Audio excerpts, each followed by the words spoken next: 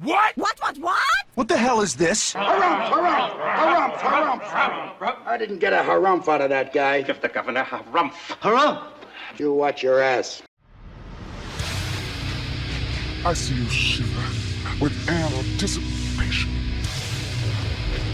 Let the show begin. Hey everybody, this is David Heretic coming at you with another edition of Reactions, Reviews, and Rants. And tonight, alright, we're coming back to Zazen Boys. Yes, indeed, Zazen Boys fans, feeling you. Come on now.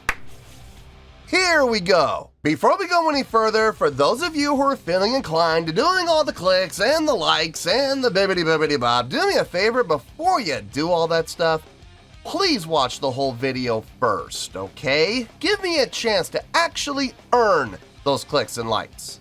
Now, after the video's done, if you still feel like doing all those clicks and likes, then by all means, feel free to click away. This comes as a request from Charles, and this is actually Charles's prioritized request for the month of December for being a silver tier member on the Patreon page. So, here you go, Charles. I hope you enjoy the show, man. Charles wanted to see me react to this. It is Zazen Boys with a tune called Semi-Transparent Girl Relationship. Now, have I heard the song before? No, I have not. To the best of my knowledge, this does not resonate with me in any way, shape, or form.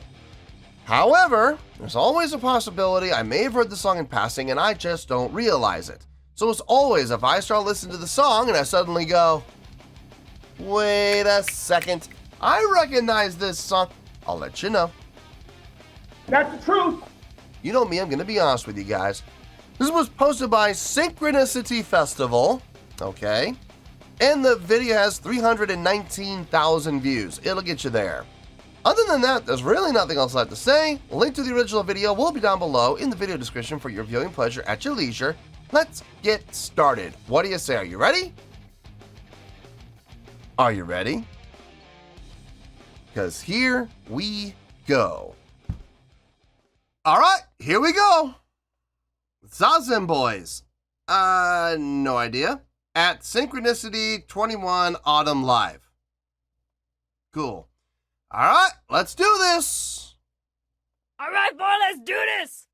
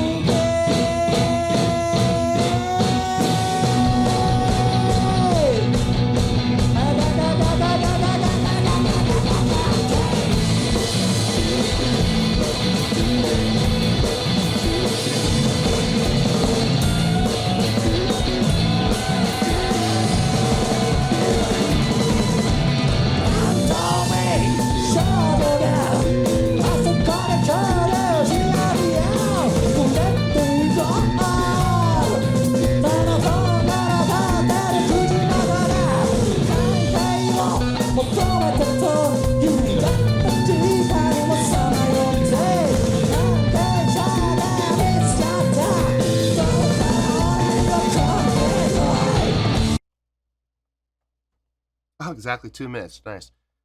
Wait a minute. Whoa, I didn't even look at the time. Now I am. Wow. 8 minutes and 16 seconds. Okay, well, you know how I feel about long songs, right? You know how I feel about them. If they're entertaining, if I'm enjoying them, if they're impressive, if they're well written, well constructed, and they're pleasing to the ear, you got nothing to worry about.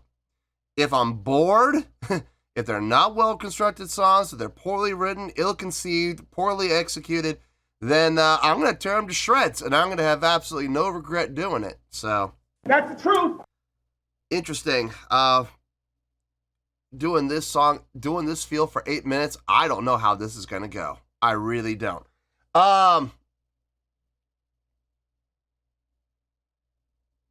It's got a great groove. It does. It's like you took a little bit of the Red Hot Chili Peppers, you took a little bit of Mr. Bungle, you took a little bit of, okay, imagine if John Coltrane wasn't playing a sax and he was playing a guitar. Just imagine that for a second. You got a little bit of John Coltrane in there. Got a little Frank Zappa in there. And that's pretty much what you got with this band. I think the best way to describe this band is they're quirky. They're definitely quirky. The drummer and the bassist are locked in. I love that. And I love what both the bass player and the drummer are playing. The pattern they came up with, the rhythm pattern they come up with, the popping and slapping from the bass player. Very clean, very nicely done. Some great fills from the drummer, some great setups, and just a nice pattern that he's come up with for this type of song. What the rhythm section's doing, I got no issue with. The guitar playing, it's sparse. It's definitely sparse. It's it kind of reminds me of going back to the Chili Peppers. It kind of reminds me of John Frusciante a little bit, and some of the songs that he's played with the Chili Peppers, the style that he comes up with for some of those songs. Very similar in style. Kind of that slinky style, but at the same time, very sparse. Just it's throughout the song, but it's not like drawing a whole lot of attention to itself. Mostly my attention is being drawn to the drummer and the bass player. It's almost like the guitars are an afterthought. The vocals. I'm not a fan, but it fits the song. I will absolutely give credit where credit's due. It does fit the song. Yeah, but I'm definitely not a fan. Let's keep going here.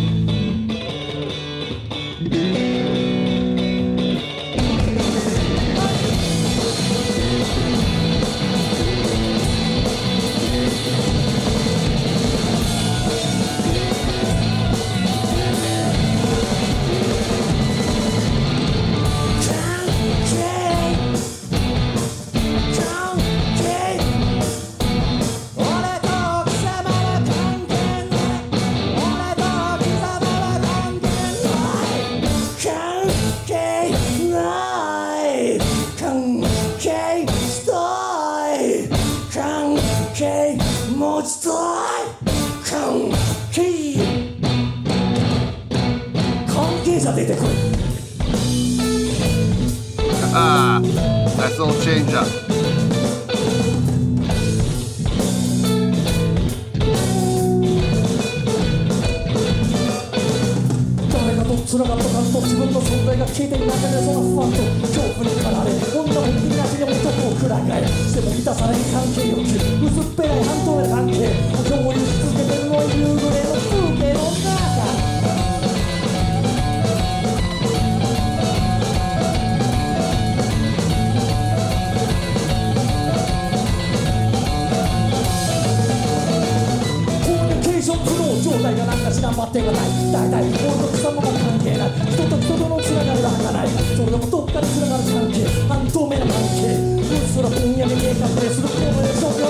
Thank you.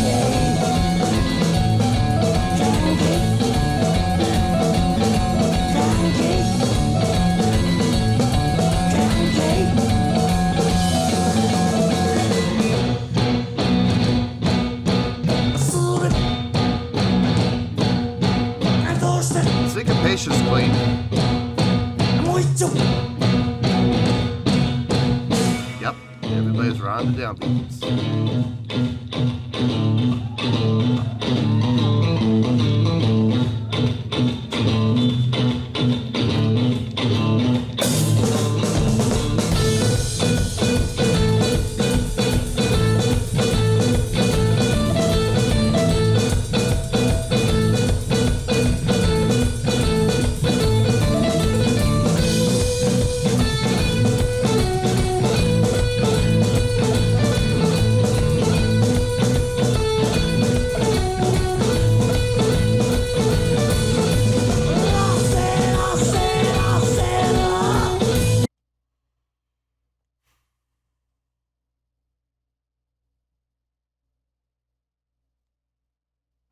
The biggest thing going for this song is the groove and the switch up in the groove. And more than anybody, that really comes down to the drummer and the bass player. The bass player is actually having an effect on the groove as far as the establishment of the groove. They're working together. They're definitely working in tandem with each other, and they're making those grooves happen, and they're establishing. And whenever there's a change, it's up to both of them. Usually the drummer can pull it off by itself, but in this case, the bass player is really reinforcing it, and I like that. I like hearing that. I like the switch up in style. That felt really good. The other thing that's really going for them is their syncopation. They are clean when they're doing those, eighth, 1, 2, 3, 4, 1, 2, 3, 4, ba da ba ba ba ba ba ba. Everybody's together. No one's late. No one's early. Everybody's right on time. It's super clean. And I like that. I do like that. I do appreciate it. It's nothing I'm going to sit here and go and say is mind-blowing. There's nothing mind-blowing about what I'm hearing. But it does sound good. It absolutely does sound good. If I'm being honest, it is starting to feel a little long. We're at 5.5. I thought we were at 6. I feel like it's starting to drag now. It's like, okay, we're still going, and is there really any reason for us to still go? I'm not sure about that. I don't think there is. I think we could wrap things up and we'd be fine. But we got another 3 minutes to go. I don't know why. Why? Maybe something's going to happen in these 3 minutes. Maybe something important is going to happen. I could be wrong, but if it's something that's going to happen, it better be important and it better be worth it for another 3 minutes. You know what I mean? I don't see it happening. Well, we'll see. We'll see.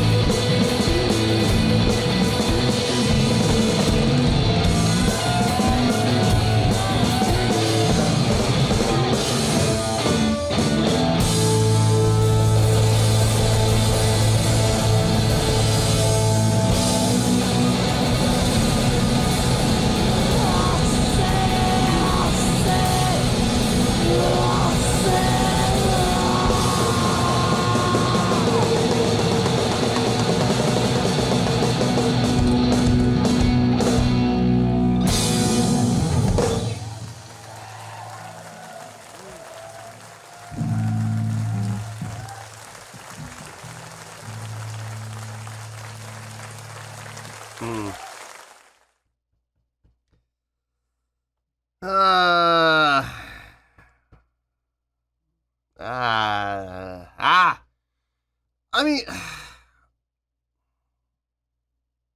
it wasn't bad, but it was long. It was long.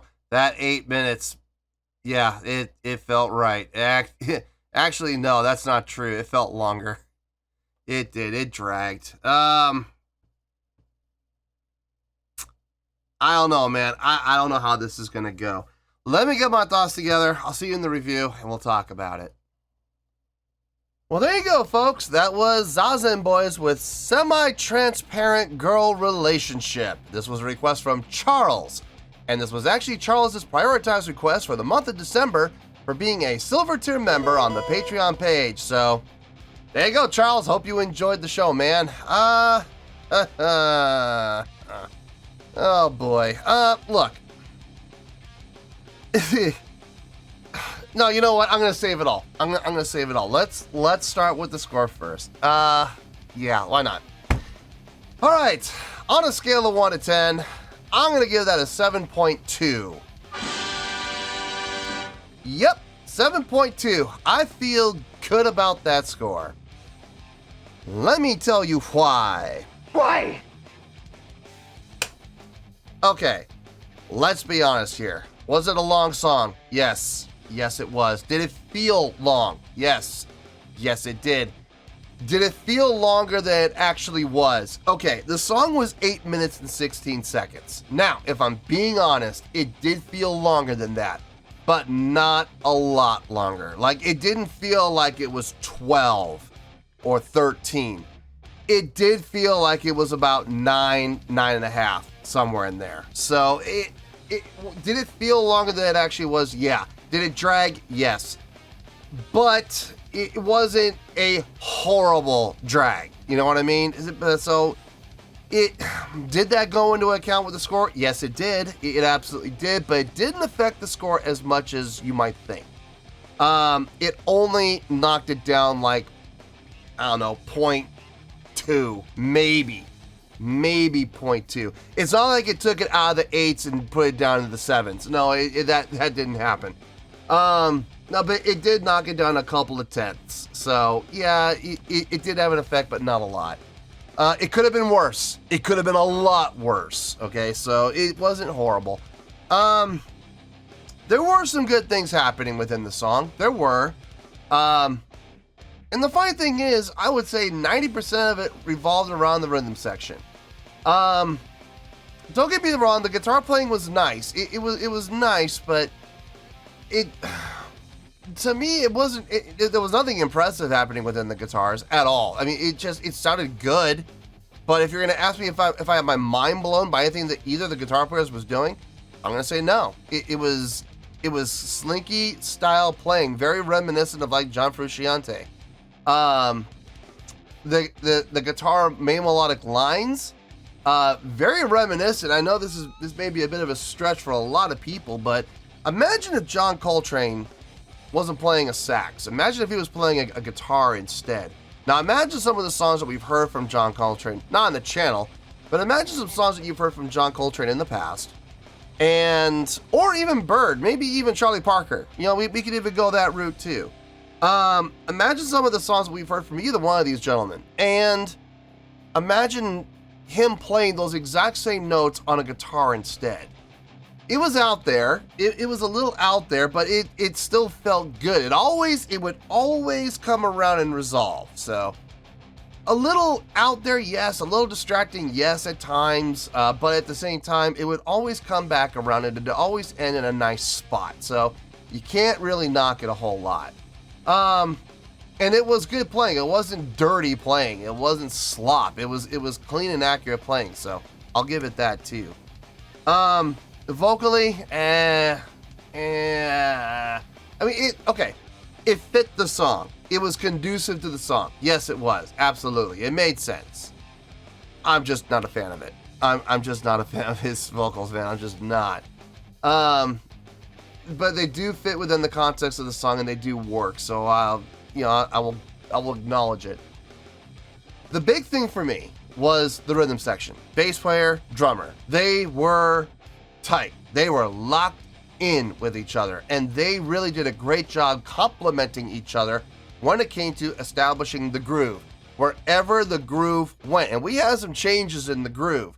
And I'm not talking about time or speed or tempo changes. I mean, granted, we had that one part where we had the accelerando, where it got faster and faster and faster and faster. I'm not talking about that. I'm talking about how, like, at about the 3-minute mark, I think it was, all of a sudden we changed groove. And we went from a fast, we